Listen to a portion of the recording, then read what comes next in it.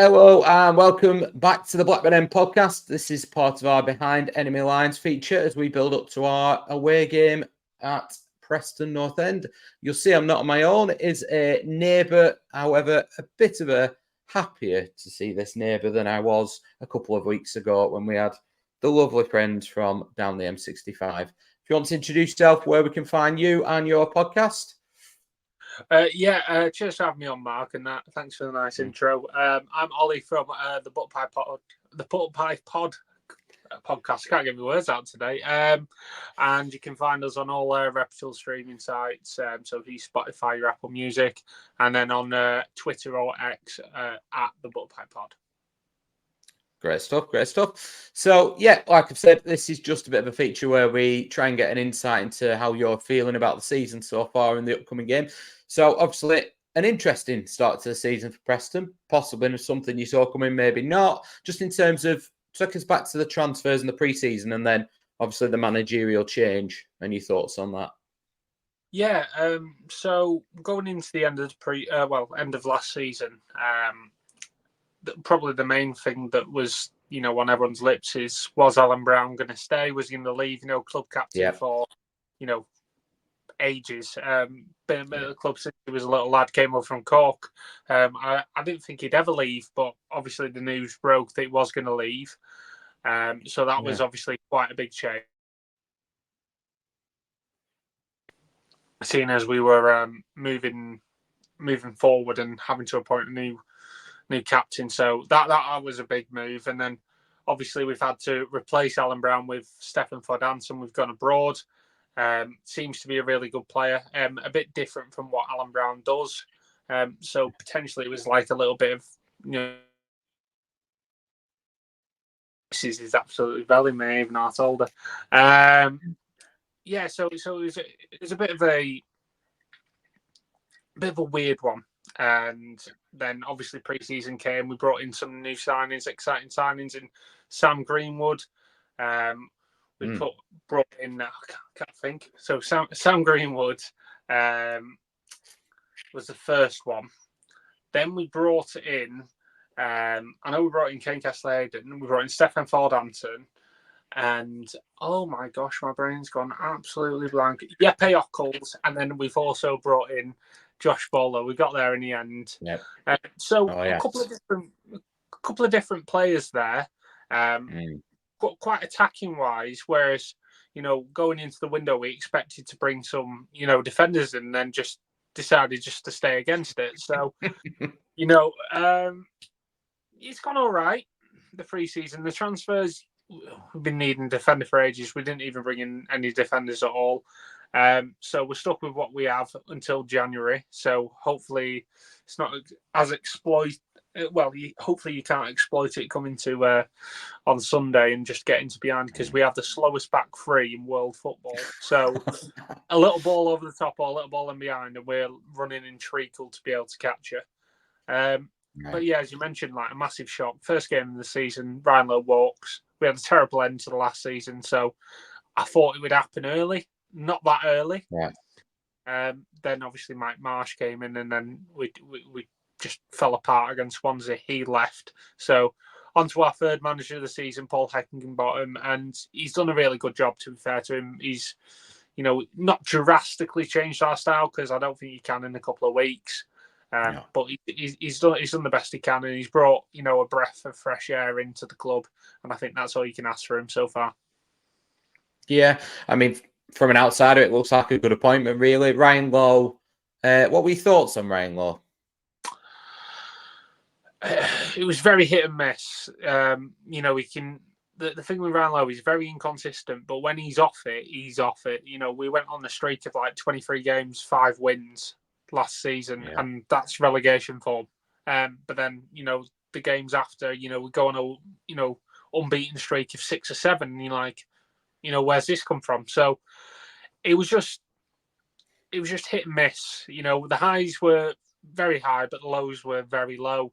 And I think we just needed something there that going into a game now under Paul Heckingbottom, what you expect. You're going to expect, a decent side who's going to go out there and give their all. Whereas with Ryan Lowe's side, just depends what day, they got up out of bed. So it's a bit of a change. For me, it was probably the right time to leave. Maybe not as early. I thought he should have gone in pre-season, so you can rebuild under a new manager. But hey ho, but I think it was time. Just not as early as one game into the season. No, it seems completely bizarre, doesn't it? It's almost like when managers get the full transfer window and then a week after they go, the timing's just bizarre, isn't it? But yeah. I've seen an interview. He speaks quite well, doesn't he? To be fair, Ryan Lowe, but it looks like you've upgraded from our point of view, really. Yeah, we see the same as well. Like, even though you mentioned you have a full transfer window, this Jeppe Ockels, he flew in from Utrecht in Netherlands, waiting in obviously the club, stayed in the club hotel. Well, not the club, the hotel the club put him up in, and was questioning whether we still wanted to sign him because Ryan Lowe left the day before. So it was bonkers. Fortunately, we did sign, but it's just you've even brought a player over. He's ready to sign for you, and you walk. So it's like, yeah, bonkers. Okay, so moving on to the season, your hopes going into the season, and now your expectations. Now you've obviously had the managerial change and things like that. I'll put it back to obviously the first game of Paul Heckingbottom, because I think it probably going into the start of last season, I thought, start under Lowe. I was thinking, low end, mid table, but obviously under Paul Heckingbottom, I can see improvement. I'm not saying it's going to be a resounding improvement. My hopes are, we're solidified within the league. Just able to get maybe high end, mid table. My hopes are, my expectations are probably around the same. I'd expect us around about 15th or 16th this season, because obviously with a new manager, you're going to have to rebuild. You're going to have to implement his style, and a few transfer windows may be needed to do that. So yeah, I'm expecting us to, probably be a bit less better off than where we usually are in our lovely 11th or 12th place. I'd expect us probably to drop a couple of places down by 14th or 15th, but I don't have any worries about relegation, especially not under Heckingbottom. So I think we'll be all right. Yeah, I can't see that. I mean, to be fair, Preston always seem quite stable, whereas Rovers are either positionally threatening the playoffs without actually threatening the playoffs, and then just having a mess around near the bottom of the table for a laugh as well. Yeah. In terms of Rovers, this is a bit you'll probably enjoy, but thoughts. Maybe not this bit, but thoughts on how we're getting on at the moment. And then the bit you can enjoy is your memories of playing against us. Yeah, I don't think anyone really expected the start that you had. You have had, to be fair. But that being said, you always do start off very well. And it normally comes around October, November time where you start hitting the brick road. And it happens. I've seen Rovers do it like 2 or 3 times over the last 3 years where they look like they're storming towards playoffs and then drop off and end up coming in like 15th or 16th. So for your sake, I'm sure you're hoping it's not going to be the case. But I mean, you're looking great vein of form at the moment. Eustace seems to have got you playing. I like the new signing of that Japanese lad. He looks a real player, real tidy player. Obviously, brought in Cantwell as well, who, on his day can be the best player in the league. But I think it's a motivation thing in terms of, Tom Cantwell, seeing as his time up in Rangers. So you've recruited well. You're a good team. It just depends. You're going to topple at least once this season. I'm just hoping that, it probably comes sooner rather than later for our sake to be able to beat you on Sunday. But it's probably the worst time to be wanting to play Blackburn Rovers as a P&E fan, even though you've got manager bounce. It's not the greatest when you're in a rich vein of form. Hopefully we're able to nullify it and stop you, but you've had a good start again. Yeah, we have. I mean, it feels slightly different, I would say, under Eustace. Under Thomason, it was almost like the way he played games. It was the first 10 minutes of games, everything was at it, and then you fell off a cliff. It does feel a bit steadier under Eustace. I think, we could have easily we could have easily drawn at home to Oxford. We could have easily lost away at Norwich. They were on a bit of a knife edge, those games, so we wouldn't be quite sitting quite as well. But I think we'll be steady under Eustace. I think Mowbray in particular used to more or less play the same team, and then they'd again drop off a cliff from that aspect, whereas Thomason just burnt them out. Eustace does seem to have a bit more nous about him, a bit more thought going into games. There's a bit of rotation, but we will see. So in terms of your memories, what are your favourite memories of Rovers? I'm sure they're not the same as mine against PNE. Yeah, there's a couple. Most recently, obviously, Liam Lindsay last-minute winner away at Ewood. But the one that always strikes me is the one at home, the 3-2 win, the comeback win, obviously 2-0 up with Sam Gallagher. I think it was Sam Gallagher getting 2 right at the start. That sounds about right, yeah. Yeah, and then Alex Neil obviously made a huge change after about 30 minutes and brought Jaden Stockley on, who, he looked like he headed pillows. So, it was the worst header of the ball ever at 6'5".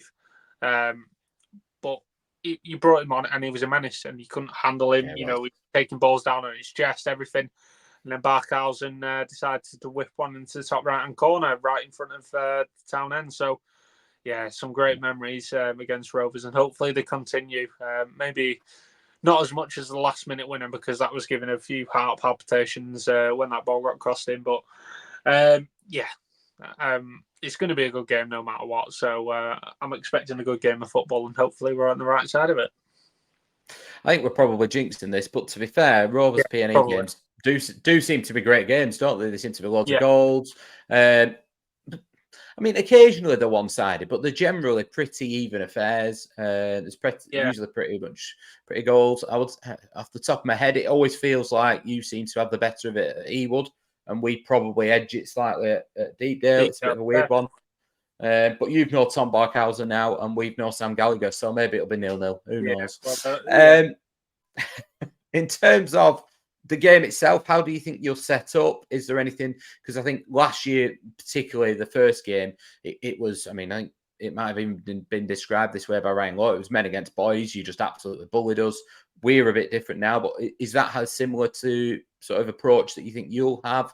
And then how do you think, how do you think the game will pan out? I don't think it'll be men against boys, although I hope it is. I think the way we'll set up is we'll probably try and push you to have more possession than us, and we'll try and use a bit more of a high press and pressing all over. We've seen that with Heckingbottom's side, getting the midfielders up, pressing on the final third. We saw it against Fulham and had to press them in, obviously, to kicking it long. And I think that's what we're going to aim to do. We're going to aim to try and, force something out of your back line, force them to make a mistake, and then hopefully counter from then. It's going to be an end-to-end game because North End are throwing, we're allowing teams chances and throwing ourselves in front of the chances, but we're also gaining chances ourselves. I think we'll be a lot more defensively solidified, got them words out right, under Heckingbottom rather than Low, because I think we were all over the place. A couple of our defenders are in good form, but there's one obviously on our left-hand side, Andrew Hughes, who's having an absolute stinker at the moment. So, we'll see. I can't see him chucking in, a youngster Kean Best in left centre-back either, so I'm expecting it to be Hughes. So hopefully some, better form comes out of him, because he's not been good this season. So I'd expect you to try and exploit our left-hand side of our defence if you are going down there. So we'll see. I can't. The thing is with Rovers PNE games, I can't go in and say who's going to win. It's going to go either way. If I supported any other team and I was a neutral and I was looking at this game, it would be going nowhere near my Saturday ACCA or Sunday ACCA at all, because it's unpredictable. It's one either way. One team's either going to win 3-0, or it's going to be really close and someone nicks it at the end. So you can't say either way. I wouldn't be shocked if we won 1-0. I wouldn't be shocked if Rovers won 3-0. So it's one of those. Yeah, no, I completely get that. I think the only thing, again, we are jinxing this, but the only thing from a neutral's point of view is you want to watch it because there's Absolutely. usually plenty of action, isn't there, as well? And it's a derby game, but I mean, from my personal perspective, I spoke about this on our podcast during the week. You know, I've got back in the day, my granddad used to. It was in the day when he used to go to one team one week, one the other, and it was Preston and Blackburn he used to go to. My dad would do the same, and then you know his work fell that he went Rovers every week. So fortunately for me, it fell on the Rovers side of the coin. But I'm saying to Mike, who does the pod with me, I look out for Preston results. I mean, I don't want you to finish above us, don't get me wrong, but I have absolutely no dislike for Preston at all. I want, you know, if we finish first and they finish second, I'd be delighted. But it doesn't always feel the same the other way. What would you say the general feeling is, Ollie? To be fair, when it comes to Rovers, I mean, I used to work in Blackburn for a bit of time, and the only time I used to make it out seeming bigger than what it was just to do a bit of fishing, just to wind up merchant. Yeah, it's definitely not our biggest rivalry. You know, you've got Burnley, we've got Blackpool. You know, they're far in between a rivalry. Realistically, how I look at it as is we're both from Lancashire. We're both from reasonably close, and normally it's a big game, great, a good game, and good atmosphere. There's good atmosphere. Realistically, I don't think there's deep down hatred there. There's not. I mean, I don't think there's been really any trouble at Blackburn. No. I think because Deepdale's a long walk to. From town to Deepdale's a long walk. Yeah. I think if you had, Rovers and P&E fans just walking together, there'd be no hassle whatsoever. So it is a derby in some sense. And I think, obviously P&E fans probably look to wind up Rovers fans on the good old Twitter because it's a good laugh. But I don't think there's anything really more than that. But, we're the only two Lancashire clubs in the Championship. So we got besides Burnley now, obviously. Well, they're in Yorkshire, aren't they? We know they're in Yorkshire, so that's fine. No, but I mean, we've got to take the Lancashire derbies when we can get them, really. It's the closest games and they're always the best and always the best atmospheres. So, why not? But it's nothing like P&E Blackpool or Burnley Rovers. No, absolutely not. Yes. Right. Well, thank you very much. I am going to push you, though. I know it's impossible to predict one, but why not? I'm going to throw one at you and make you not sit on the fence. Okay.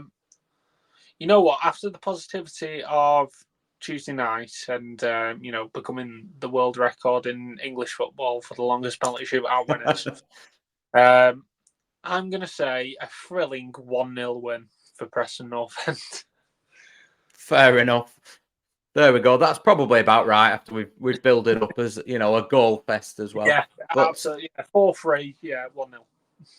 Just remind everyone, Ollie, where they can find you, because to be fair, Rovers fans do tend to, at the end of a game, like to go over. Generally, if we win, I'll be honest, but it's always good to get the opposition viewpoint, isn't it? So, for example, on Saturday, we played Bristol City, and you came away from the game, and it was really easy. And you're sat there thinking, have we been that good, or have they been awfully? So it's good to get another viewpoint. So I'm sure they'll come across. So if you let them know where you're at. Yeah, so obviously if Rovers do end up winning and you want to see a bit of saltiness on our end, it's at the Butterpie Pod on Twitter or the Butterpie Podcast on all good podcast streaming sites. Yeah, perfect. Thank you very much, Ollie. And this has been the Blackburn End Podcast. Please do like and subscribe. We were having a look the other day. I don't know what it's like for yours, Ollie, but we've got, it's about 50-50 split percentage-wise of people subscribing and not. So, we're doing pretty well, but we'd like people to get subscribed. It makes a massive difference. And it always throws it up in the algorithm, which I don't quite understand. I just know it'll throw similar videos out there, but yes. But that's it for us. And we'll have a new podcast out next Tuesday. Thank you very much.